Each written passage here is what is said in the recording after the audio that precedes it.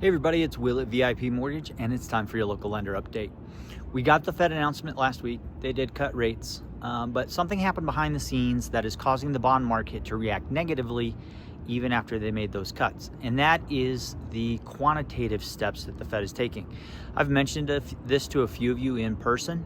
One of the things the Fed does besides change rates is they buy, sell, or stay neutral on the amount of debt they are buying themselves off the bond market.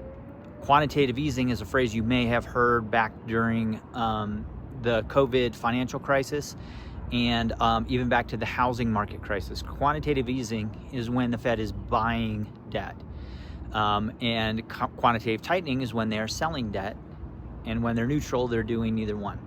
And so what they talked about in regards to their balance sheet and how much of the federal government debt they are holding did not satisfy the expectations of the market, right? We saw the improvement in rates before the cut was made, and that's because the market is expecting certain things from the Fed policy and also certain economic conditions going forward based on the data.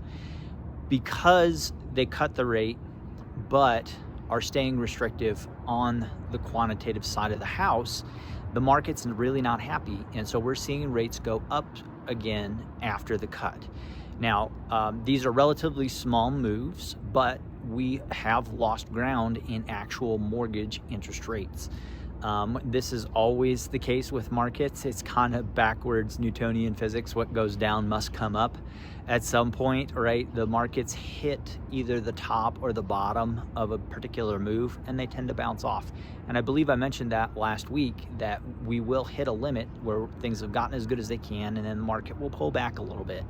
And that's what we're seeing right now. So the question is, this week we have an unprecedented number of Fed members speaking to the public, 12 of them. That's highly unusual. I expect this week to be bumpy because some of those Fed members are more hawkish, thinking that we want to be careful not to cut too quickly.